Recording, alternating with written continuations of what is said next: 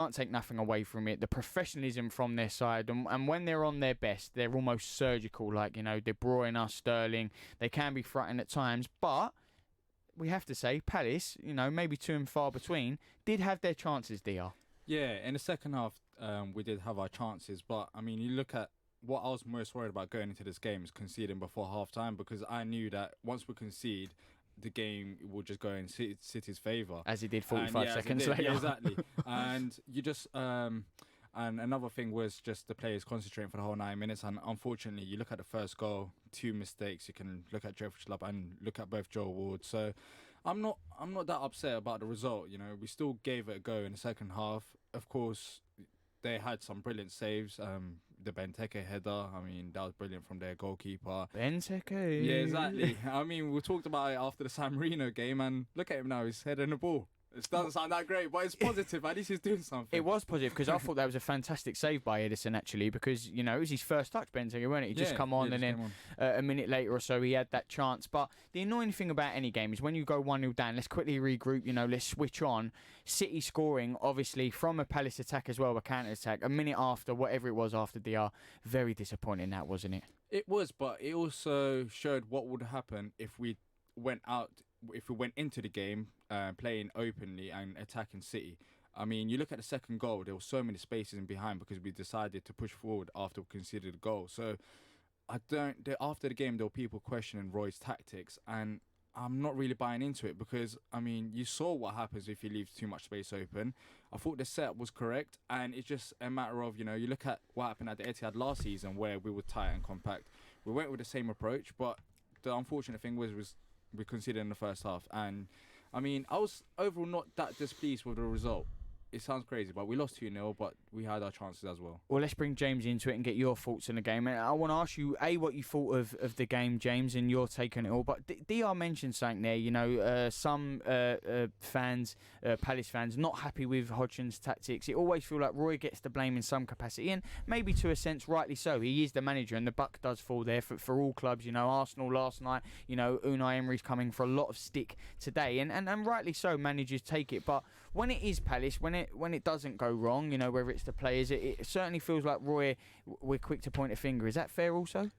Yeah. To be honest, I was disappointed and I was bored at the game, to be honest. Wow, okay. And that's James, unusual for me because I'm one of Roy's biggest fans, and he's done a great job overall.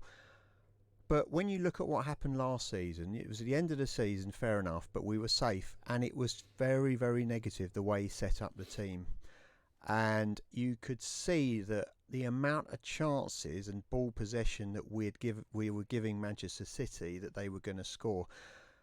And I felt that this season, although we're not mathematically safe, of course, but we're in a much stronger position. Completely. Plus the fact that Manchester City are beatable this season, we should have had a go for it.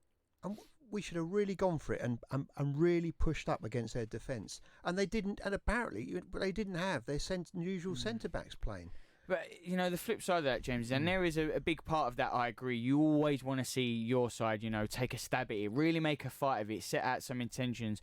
If Palace do that and then they get torn apart and it's 4-5-0, then we say Roy got the tactics wrong again. And it's almost a case of never winning. Is that also fair to say, DR? Yeah, I think our strengths are not going and attacking. It's not the teams Palace like way, that. is It's not it? the Palace way. I mean, we don't play great football, I understand that, but we haven't played great football all season long and we're still sixth. So we play to our strengths, and I have no problems with the way Roy approached the game. As you said, if we went out openly and attacked them, I feel like, yes, they didn't have their centre-backs there, but they still have so much quality in midfield. And even with the tight spaces that we did have, they still managed to find gaps in behind. Imagine if we went out, there would have been so many more gaps and they would have just destroyed us to pieces. They've just got that much quality. We're not on the same playing field. You look at the bench. I mean, their bench is better than some of our starting 11 players playing. So, I mean, I had no problem with the approach whatsoever.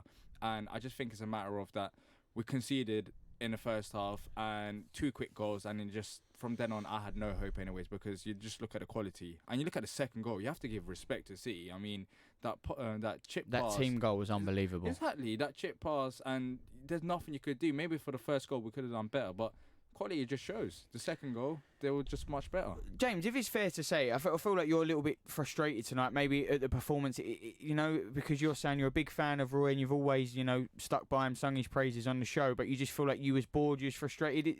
Is there something that's just not working out for you? Have you put your finger at where this frustration stems from? Is it just this game, or is it things that you've noticed over the course of the season? No, just this game. You've got 20,000 plus Palace fans paying good money to go and watch a home match.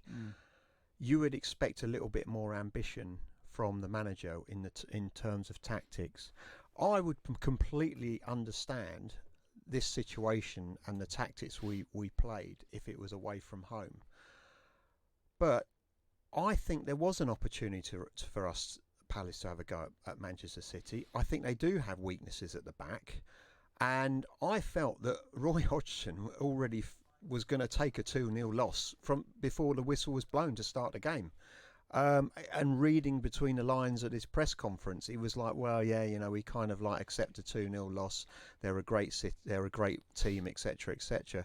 Well, I just think it's very much a lack of ambition and very, very disheartening for the fans. Are you saying that, though, only, James, because of the recent City results, obviously losing to Wolves, and that you're saying that they're vulnerable because, maybe they can be gotten, maybe they don't have their centre-backs, but Roy, ultimately, as the manager, he has to set his side out and the team, whether it's entertaining or not, the best way he can to get points. But he set his side out in exactly the same fashion last season against them, and they haven't really changed many of their players, as he did this time. So I when I saw what was happening, I thought, we're going to lose this 2-0. Because straight from the first minute, they were getting chances. How did he set them out away then? Because you got that victory when Townsend scored that the home. I mean, when I'm comparing it to our home performance, it's different when we were playing away because they're on the front foot. Just very quickly, because I want to bring DR into this, but we have had a caller into the studio, and you can as well call us on 0208 70 25 58 because there's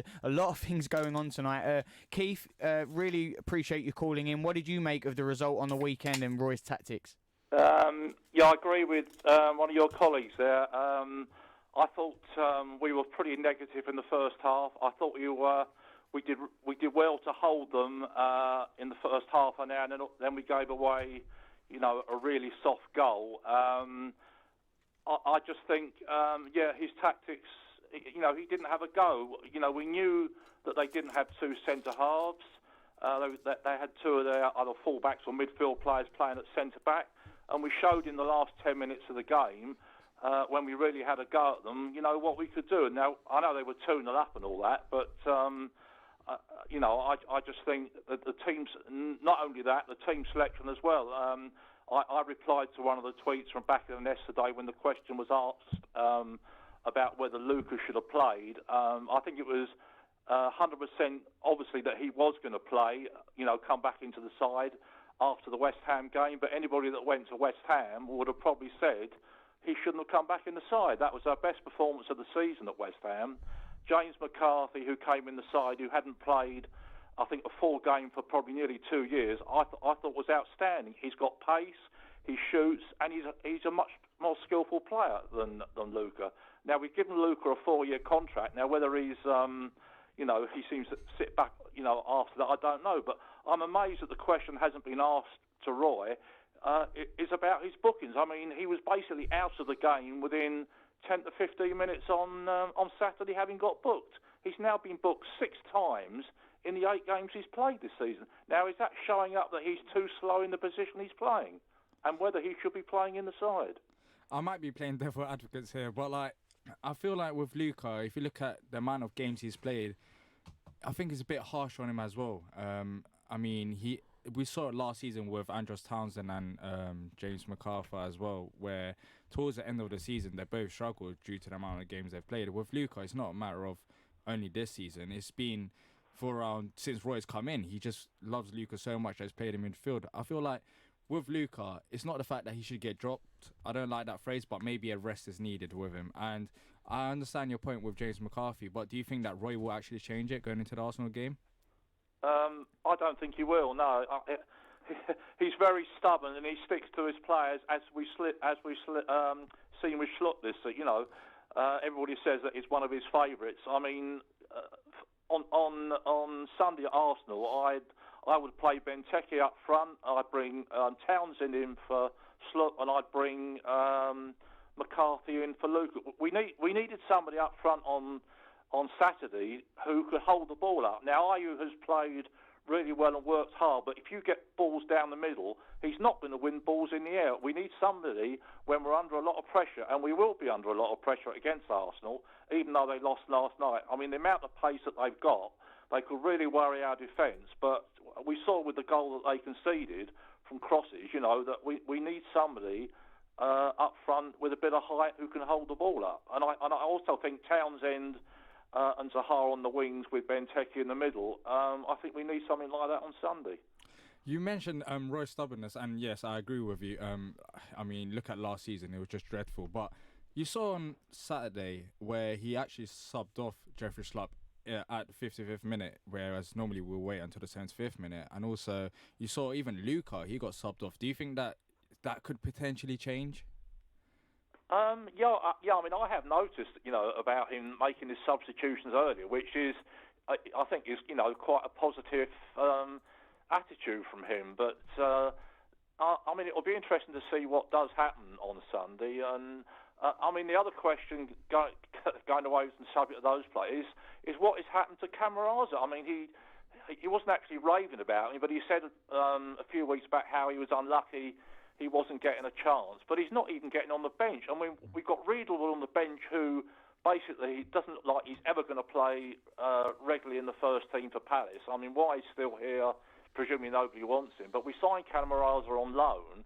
Now, is it just because we don't want to have to pay the money after he's played so many games, or does anybody got any idea what's going on with him? Yeah, I totally agree with you. Rodgson is a very, very, very safe manager. Very difficult for him to change things and make a decision. I've always felt he really struggles making a decision, whether it was when he was manager of England or manager now at Crystal Palace. And I think for him to bring in a new player, it's going to take maybe a couple of injuries. And unfortunately, although all us fans and obviously Cardiff fans rate him very, very highly, we would love to see him have an opportunity of maybe a half. I just don't. Roy's got it in him to take a chance, unfortunately. But I'm with you. I would like to see a bit more experimental with the squad, to be honest. Keith, we really appreciate you calling into the studio. Feel free to call us at any time. It's really good to get the debate flowing, and you still can call Eagles fans. Call us 0208 70 20 558. But next, we will be talking to Harvey Jones. Love Sport Radio, the station giving fans a voice. Are you being fobbed off by a company? Are they letting you down? And are your complaints falling on deaf ears? We can help you out. Come to aspokesmansaid.com and we will give you a voice and a platform to raise your complaints. As recommended in the Daily Telegraph. Aspokesmansaid.com. Fighting for you. Saving you money. Get ready for Brexit on the 31st of October.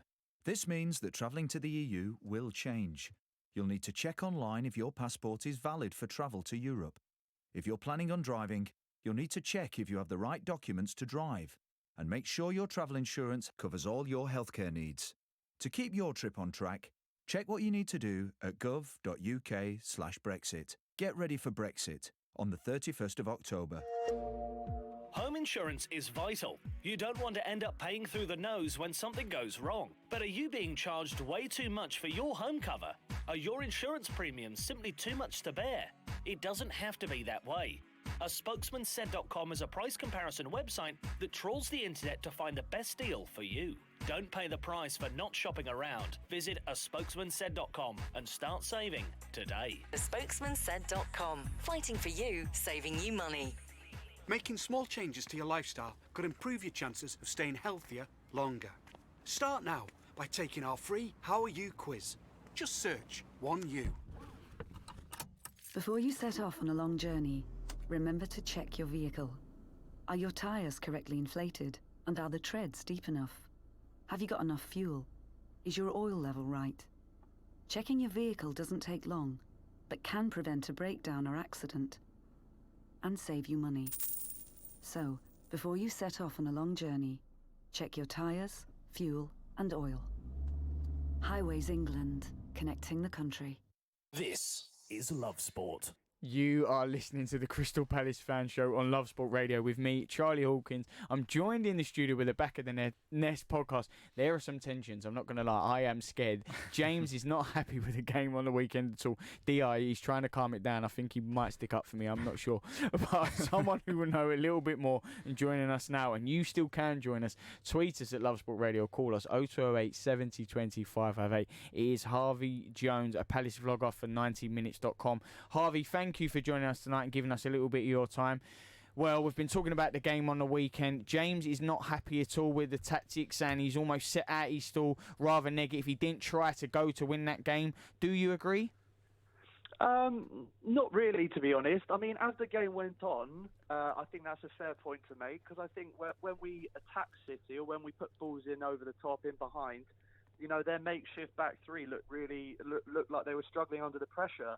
And I did think as the game went on, we should have tried to go at them a bit more and try to, you know, cause them to make mistakes.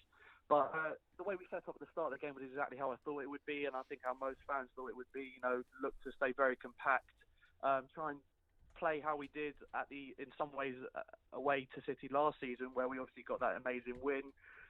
Trying to, you know, close down the wingers and make sure they weren't as effective, make sure they try and cut inside to where we've got obviously the compact midfield and defence, and try and not give them any space at all to work in. So I think the way we set up at the start of the game was absolutely spot on. But then as the game went on, and especially in the second half when we were chasing the game, I thought, yeah, we should really try and push on here and try and put the back three under some more pressure.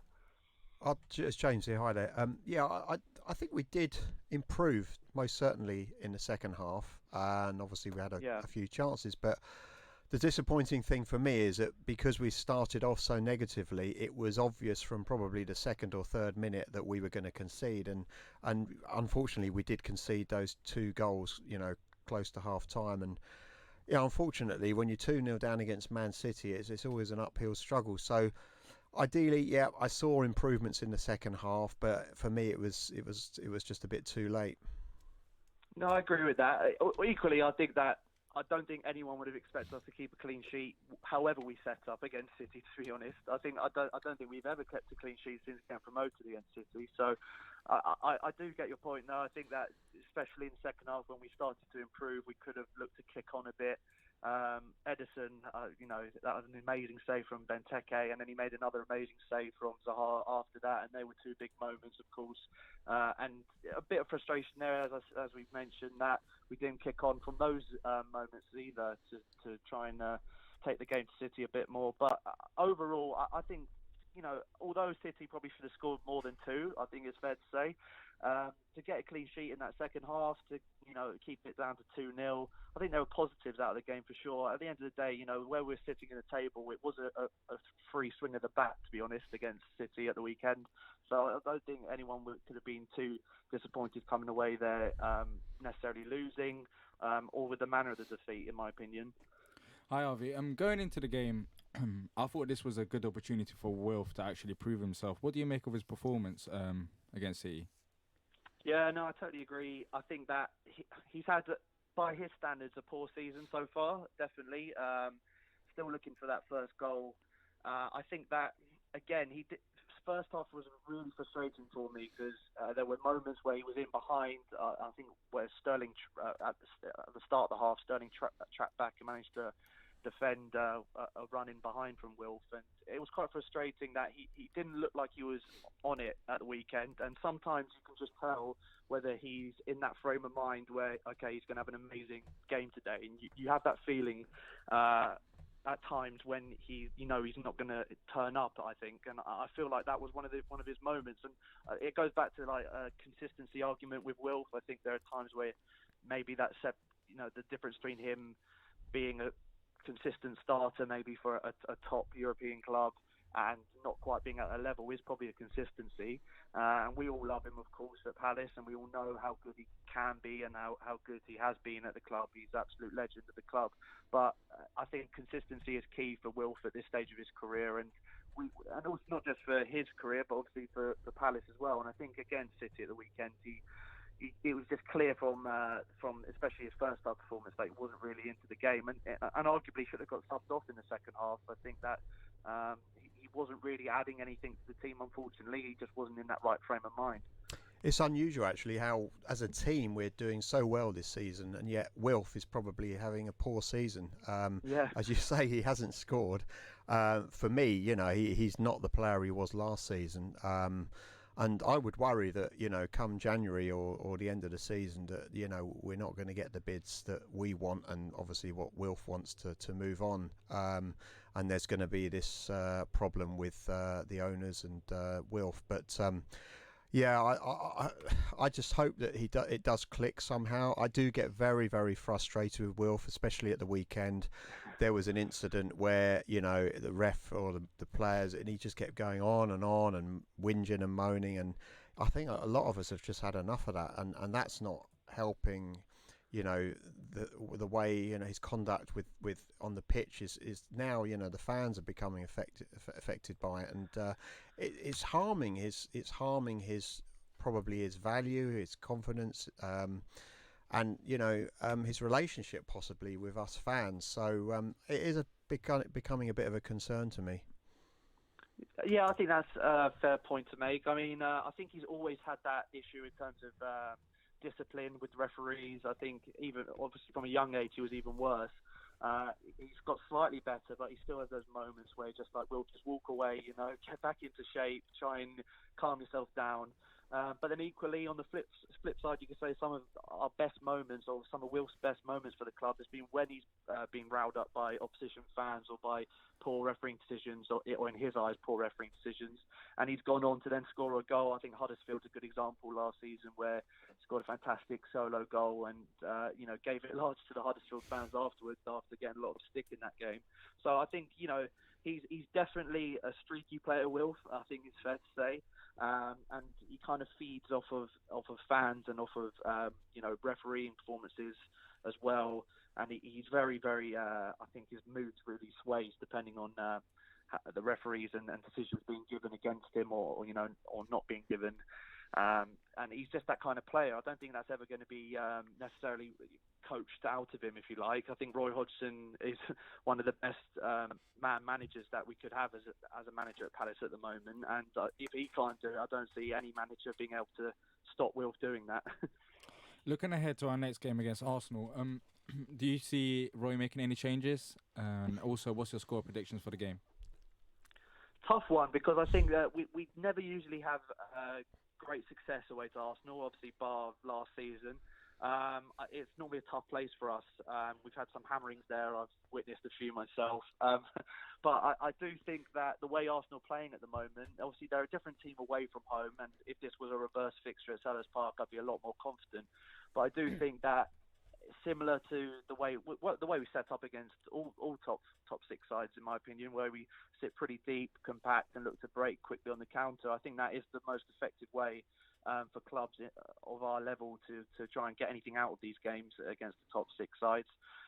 In terms of formation and lining up, I think that Roy will probably go with the same team, in my opinion. I don't see him making too many changes. I think that up front especially, I think Ayew is a definite starter. I do feel sorry for Benteke in some respects, because I think that he doesn't really get as much good enough service when he's on the pitch to be as effective as he was in that first season he was for Palace. But the way Ayew's playing, he has to start. I think he's been brilliant this season so far since signing permanently. And really, I think the only question mark over who will start in the 11 could be in the defence, to be honest. I think Tompkins obviously first came back from injury. I thought he did very well against City, but really being thrown in the deep end at the weekend, and it was clear he was really feeling a lot of fatigue near the 70th minute. I thought he did really well. Probably the hardest game he'll have coming back from an injury or starting your season. So I think whether he will start in this game and Cahill and Tompkins could definitely be our starting partnership going forward, or Cahill, Sacco. I think Cahill's nailed down that starting spot.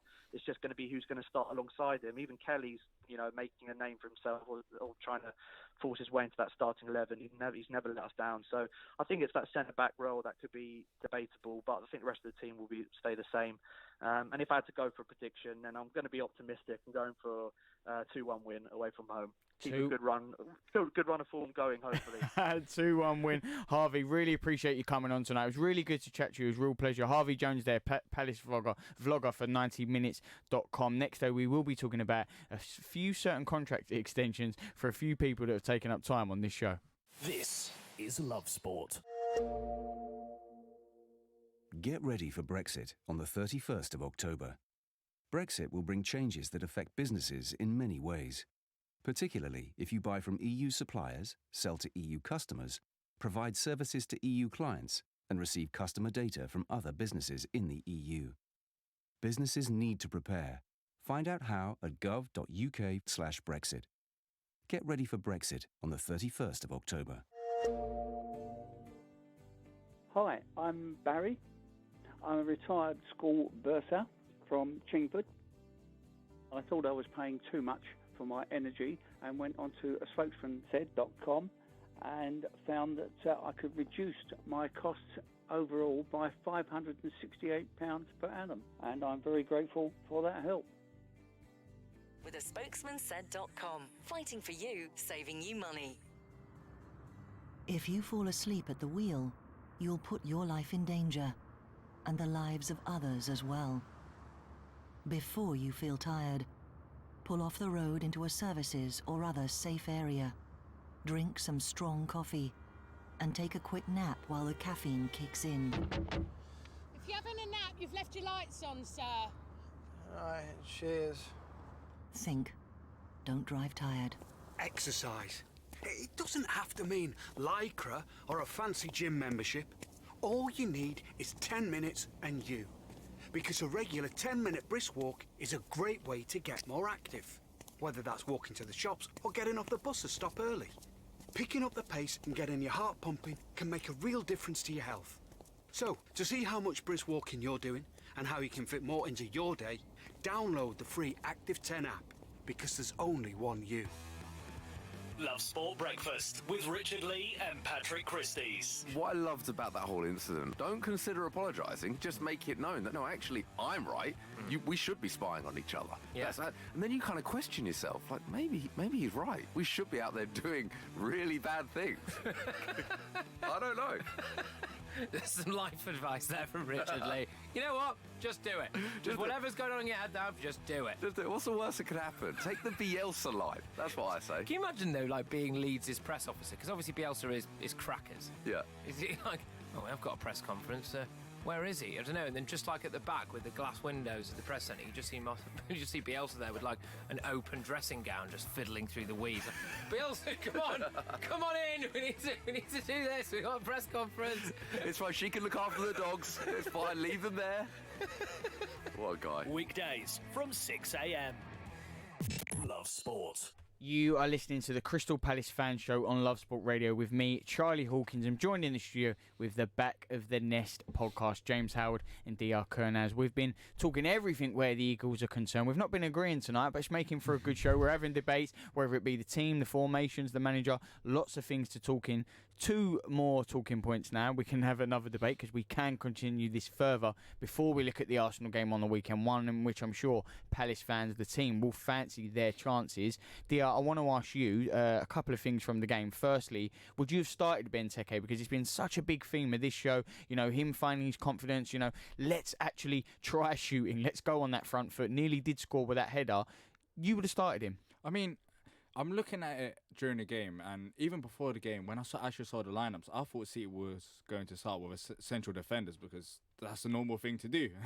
But they decided to go with 2 midfielders in defence. And I was saying, if Benteke started this game, with his size, I feel like the game could have been different, because when Benteke did come on, you saw what Pep done. He reacted to it and he put on John Stones. And you look at John Stones this season, he's been one of the weakest link in defence. So, I mean, it would have made the game more interesting in a way. And also, he's got the size and strength, and we couldn't really control the ball. And every time we beat the ball up there, Jordan Ayew hasn't got the height to get balls.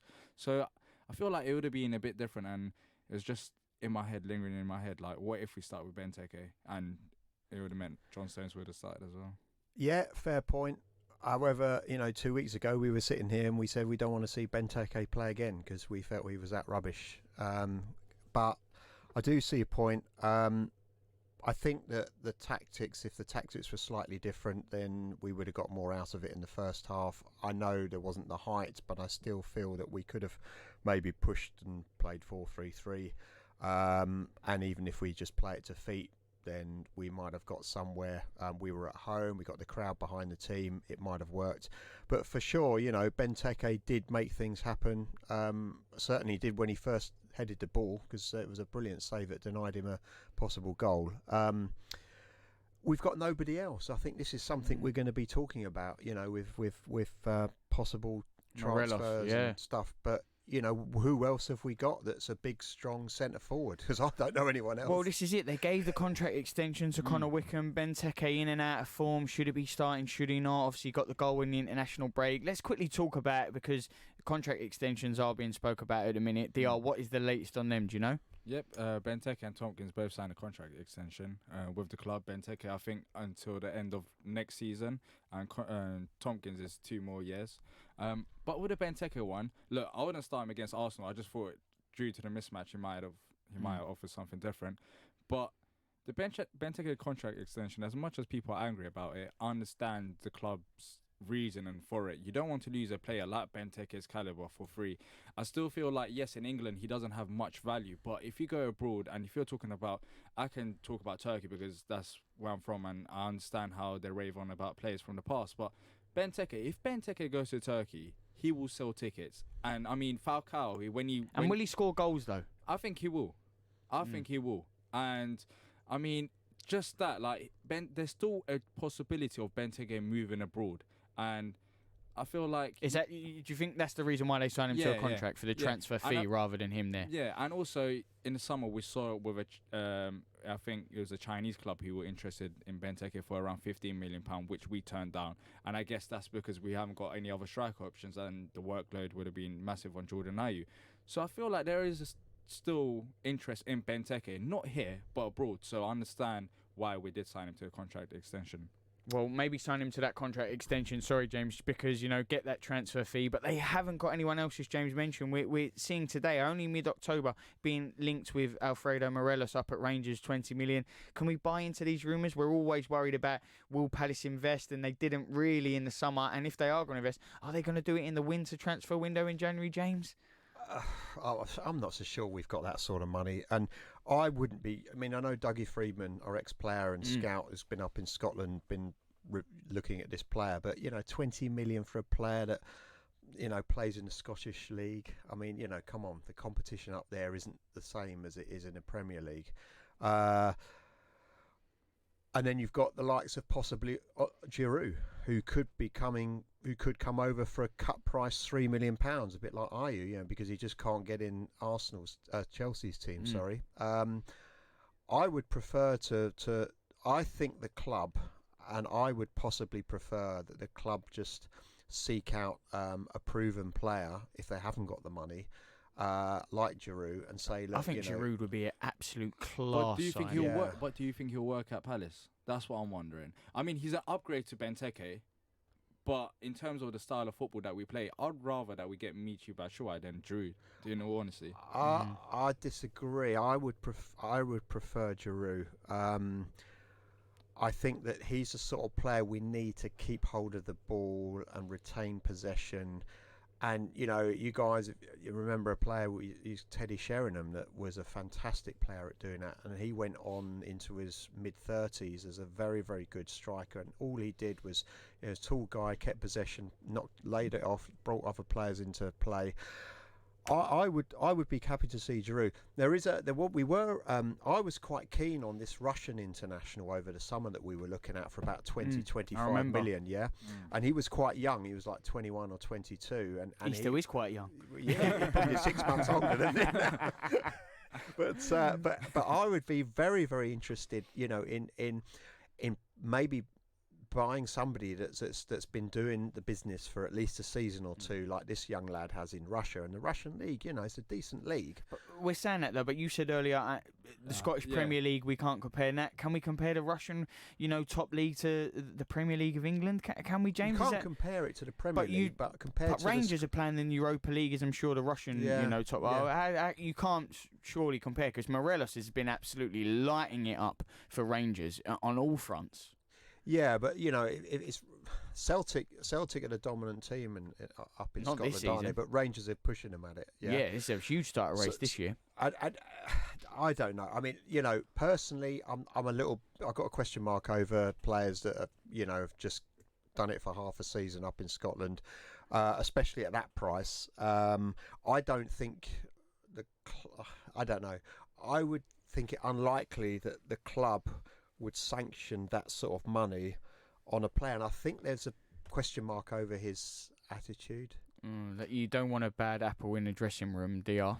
You don't want that, and I don't think we'll go for players with bad attitude. And I don't see this happening without the sale, and also Druid as well. I mean, I'm looking at his wages. I don't know if it's accurate, but on this website here, it's saying 120,000 a week, and do we even have the financial ability to that actually might offer not be that correct though, will it? 120,000 a okay, week. but he's not going to be cheap though. No. Well, and his agent, whether that's out there, his agent knows he's come to the Premier League. He's going to want to get paid. Exactly, especially if you go for 3 million and his agent can use it. Like, you didn't pay nothing for him, so time to pay. I mean, if it's between him and Batshuayi at 20 million ish, I would go for Batshuayi personally, because he's been here. We know what he's capable of, what he offers. What about Batshuayi and Druid? Oh, well, that would be ideal if we got both of them. No. I mean, between the two of them. Yeah, I mean, we're not that rich. I thought you meant both of them then. I thought, happy days, DR. It's all Christmases come at once. I hope Steve Parish isn't listening, thinking our expectations are up That's there. That's a very hefty advent calendar, DR. You're getting above your station. No. What about so if you had to pick between Batshuayi and Druid, who would you go for? Batshuayi for 20 million or Druid for 3 million? Good point actually. Giroud for 3 million. I would say Giroud for 3 million. Yeah, I'll still go Batshuayi. Do you know what you're talking? If it was closer, it's a different conversation. If you're telling me, I don't think he offers 17 million more for the production and points and goals. That is to pay in today's money 3 million for Giroud and pay 20 million.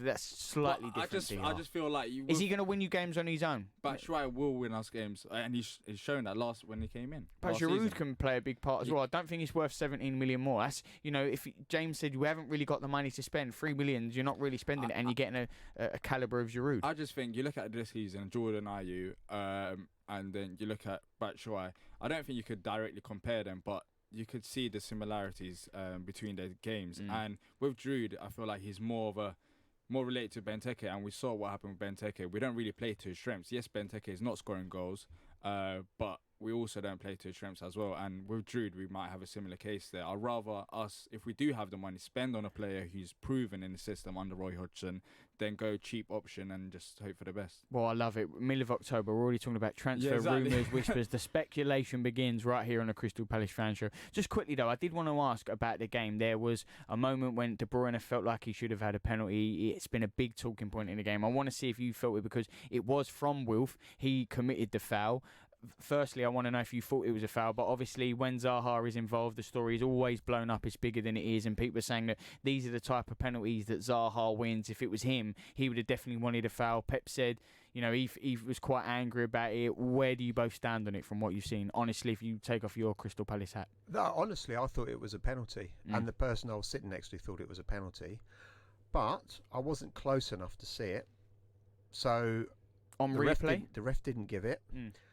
On replay, I can understand why VAR didn't give it, because it wasn't 100% clear and obvious to me. Not compared to all the decisions. Well, I don't think VAR needs to be at the minute. We're having some big worries with VAR. Clear and obvious doesn't quite come into it. I've backed VAR a lot, but I mean, the events that's happened over the weekend. Was it a penalty for you, DR, or no? Yeah, it was a penalty. It was a penalty, but not only the Palace game. I know we're not going to talk about other games, but like VAR this weekend, I feel like he had a mare. So yeah, VAR, very strong talking point. It feels like we're getting more problems than we are. Maybe we never happy not to see Nick on this show. Sad we're missing him tonight. But maybe if we are talking about VAR, glad he's not here, because I know for one he certainly wouldn't be happy about it. But VAR playing its part in the Premier League season, that's for sure. But next we do turn our attentions to the game against Arsenal on the weekend, that massive London clash. Chris Davison, journalist, will be telling us more about it. Giving your team the coverage they deserve. Love Sport Radio. Join me, you and Thomas and the Posh Boys here on Love Sport Drive this Friday as we count down to the Rugby World Cup semi-finals. All the build-up to England versus New Zealand and a massive weekend of football, all on Love Sport. Love Sport. You all right, mate? Yeah, I'm fine. Yeah?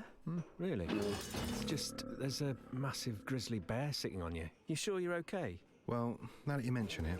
Sometimes we say we're fine when we're not. But with 1 in 4 experiencing a mental health problem, if your mate says he's fine, he might not be. Be in your mate's corner and ask twice. Time to change. It's cancer, they said. My first thought, let's just say it wasn't money, but time off work for treatment and trips to the hospital, paying the mortgage, and the cost of living doesn't go away just because you're living with cancer, and Macmillan can help with that too. My advice? Take their advice. Soon as. I did. Macmillan. Right there with you. Search Macmillan Money Worries. Hi, I'm Dean. I work for a successful shipping company in Suffolk. Ever since I heard about people's success with the spokesmansaid.com, I knew I had to investigate for myself. Every time I need to compare car insurance, home insurance and energy bills, I always contact a spokesmansaid.com. This year alone, I saved over £260 on my car insurance and also £585 on my energy bills. I saved big through a spokesmansaid.com, and you could too. With a spokesmansaid.com. Fighting for you, saving you money. When your kids are ill, you just want to help them feel better. But you don't always need antibiotics. Get advice from your local pharmacy or search NHS Choices. I love my brother. We do fun things like playing together. I like having hugs with Freddie. Freddie gives the best hugs. Freddie used to be very poorly, and the doctor said he might need a new liver. Then one day, a very nice person gave their liver to Freddie. It was amazing. We were so happy. Now he's around to give me more hugs than ever. Tell your family you want to save lives. To find out more, visit organdonation.nhs.uk. This is Love Sport. You are listening to the Crystal Palace Fan Show on Love Sport Radio with me, Charlie Hawkins. I'm joined in the studio with the Back of the Nest podcast, James Howard and DR Kernaz. We are talking everything where the Eagles are concerned. It's been a heated show tonight, a passionate one, a good one. Always the debate rages on, Roy in, Roy out, the formations, the team. But they are doing well this season. They know their art and they fancy their chances on the weekend. And on the weekend, it is Arsenal. Good recent memories for Palace. Arsenal, what were they playing at last night? Someone who will know more, Chris Davison, journalist, now joins us. Chris, thank you so much for giving us a little bit of your time this evening. Huge game on the weekend for Palace, for Arsenal, and Unai Emery, it seems. Yeah, good afternoon, or evening, should I say.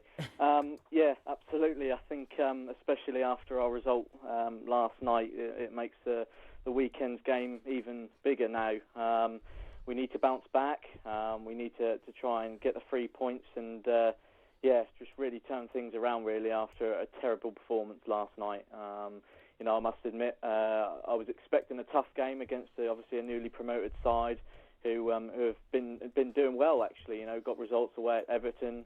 Maybe should have got something against Liverpool as well. So I wasn't expecting it to be easy, but I was at least expecting us to really give it a lot more effort. It was just a very tame performance. We didn't look up for it. It was very disappointing. Yeah, hi there. It's James here. Hi. I think hi. I think that it's going to be an interesting game at the weekend, and I'm struggling to predict it. But do you think that Arsenal are the team and have the manager to produce a reaction to what happened last night? Or do you think, which is what I'm hoping, that they will be playing with a lack of confidence on Sunday and possibly a bit nervous, and we might be able to get on top in certain ways. I'm not saying we could win, but we might get something out of the game. Yeah, absolutely. I think if you can cause our defence a few problems, and you've got players that can do that, the likes of Wilfried Zaha, etc. Then we'll find it difficult. Our defence is struggling, and it has been struggling for a very long time now. I think the amount of times us Arsenal fans have said, it's a really poor game yesterday, we've got to bounce back from it next week, and yet again there has not been a reaction to the previous disappointment. It's just been more disappointment. So it wouldn't surprise me if we struggle again at the weekend. Obviously we'd like to think we will be stronger overall at home. Saying that, as long as it's not a repeat of what happened in this fixture at home last season, and I'll be happy. But I think absolutely, if you can cause our defence problems, if you just play your football, you'll do well. I think it's just the thing with Arsenal at the minute, and like I said, we've seen it in the past as well. It's just we think there's going to be improvements. We think we're going to do well in certain games in certain weeks, but sometimes we're not on it at all. It was like last night. We had to be on it from kick-off because we knew it was going to be a tough game, but we just didn't look up for it. Chris, how can Arsenal shake this tag? Because obviously on Love Sport we do all the fan shows, and whenever they're facing, say, a City or a Liverpool, they say, tough game this week, City on the weekend, Liverpool on the weekend, regardless if it's home or away. When it's Arsenal, every team says, we fancy our chances. Doesn't matter we're going to the Emirates or, Arsenal are away. They're a team that they always feel these sides can get a result. How do Arsenal lose that tag? Patrice Evra last night saying Arsenal were still babies. Granit Xhaka come out and, defend it, sort of went against that statement. But it is true, isn't it? Teams always fancy their chances. Palace lost on the weekend. They feel they can spark back into life by beating Arsenal again on Sunday. Yeah, absolutely. And, it's as hard as it is, and as an Arsenal fan, to listen to what people are saying when they're saying stuff like that, it's hard to disagree with them. And, if we want to finish in the top four, like the board have set out the manager to do, or the head coach, should I say, to do this season, then we need to be winning games like last night. We need to be, beating Palace at home at the weekend. These are the sort of games we need to be winning. And if we went on, I feel, obviously we were third the other week until other fixtures changed that, and obviously we lost last night. I think if we would have won last night, maybe gone back up to third, then, people would be saying, I've got a really good feeling at the moment, and everyone would be praising the team, everyone would be praising Unai Emery. And because we did lose, everyone's getting on at Unai Emery again. The players are getting stick. Football's a funny old game. I just feel that if we could go on a bit of a winning streak, if we could get into some good form again and get the results that we really need to finish in the top four this season, then I think that would, have people talking a bit more positively about Arsenal. And, another factor that doesn't help is that we had a really good summer in terms of transfer business. We splashed the money, splashed the cash. We strengthened positions that we needed to strengthen. We got rid of Deadwood as well. Yet we're still here talking tonight after a bitterly disappointment defeat at a newly promoted side from the Championship, and it just seems that at the moment things aren't looking much improved at all. What have you made of Palace so far this season? We're saying 6th in the table, but it's good to see outside perspective as well. What do you think of Roy Hodgson as a manager as well? Yeah, Roy's been about in his career, hasn't he? He's been managers at various different clubs. He's experienced, and he's a very likeable manager as well. I think it was very important for you that you kept Zaha in the summer as well. Obviously, we were one of the rumoured clubs to be after him. And he's a fantastic player, so he'll definitely help you going forward. I remember reading a few things on social media in the transfer window when it was open in the summer, and it seems as if you yourselves felt as if a bit more business could have been done to strengthen. But I think from your point of view, you'll take where you are at this point of the season. 6th, like you said, it's not bad at all. I think Selhurst Park is always a tough place to go to as well, so that will be another tough fixture this season. Like I said, you proved you proved to be a strong team last season as well in this fixture. Even though there were some terrible and horrendous errors from our point of view as well, but I think you'll come at us all guns blazing at the weekend, and we won't find it a walk in the park again. It'll be a tough 90 minutes. How do you feel David Luiz has been doing for you this season? A mixture, really. He's one of those players where one week he can look, the solid, experienced player that he's mostly been his career, and then some weeks he'll look all over the place. But saying that is how our defence has been recently. Look, I think off the field he's good for the other players in the squad, and especially the youngsters, because like I said, like we all know, he's experienced. He's played at a top level for a lot of years now. So he'll help in that respect. I think obviously he knows Unai Emery quite well from his PSG days as well. Look, I think collectively, really, it's hard to talk about one player in this Arsenal squad at the minute, considering he's a defensive player as well, because it's just the whole defensive line. It just hasn't been good enough so far this season. It wasn't good enough last season. So it's been quite hard to judge individuals, to be honest with you. But I'm just hoping, collectively as a back four, we can improve in the coming weeks, because if we don't, then we will continue dropping points. It's as simple as that, really, from an Arsenal fan perspective. Well, Chris, we have to put you on the hot seat. What is your score prediction for the weekend? Blimey. I'll go for an Arsenal, and I think we'll get it maybe about 3-1. I'll definitely see us conceding, as bad as that sounds, but that's just how things are at the moment. Well, an Arsenal home win. Chris, we really enjoy talking to you. Chris Davison there, journalist, giving us the Arsenal perspective for the game on the weekend. Now I turn my attention to you in the studio. We'll start with DR. Firstly, how do you think the game's going to go, and your score prediction? I'm looking forward to it. I mean, you saw my face when I came into the studio. I'm actually looking forward to it. I genuinely think that we've got all the chance to win the game. And I think my last two predictions, I don't know. I was thinking about it after the game. I said 2-1 to Palace and the West Ham game, didn't I? And 2-0 to City. I feel like I got the last two right. We're going to have to go back and check that, because we can't give you the credit yet, can we, James? VAR. Wait. Wait for it. No goal. No. Okay. Overturned. This one, I'm going 2-1 Palace. 2-1 Palace. Yeah. He's going for the hat-trick. He's saying he got the first two correct. James, how do you think the game will play out in your score prediction? Well, I was surprised he said 3-1 to Arsenal, because he was giving a review of Arsenal, and I was then, thinking, he was talking Palace up and saying Arsenal mixed, then he went 3-1. And he went 3. I thought, where did that come from? Yeah, that was a bit left wing. It was really. I was blindsided by that myself, James. But yeah, I'm like DR. I think this is an intriguing game, actually, because we need a bit of a reaction to Man City. Both teams do. Albeit everyone felt that we were going to lose. But do you know what? I'm going to go for a 1-1 draw, sit on the fence a bit. Would you be happy with a point? I would, yeah, definitely. Yeah? Arsenal, God, yeah. Okay, happy with a point, but not necessarily the same tactics on the weekend, is it? Like Roy going for the game. Well, it's going to be because it's different away. I accept it's going to be different away from home. Okay. Pressure's not on, but I'm hoping that we play better. Well, either way, James Howard says 1-1. DR says 2-1 Palace. Prediction? My prediction is.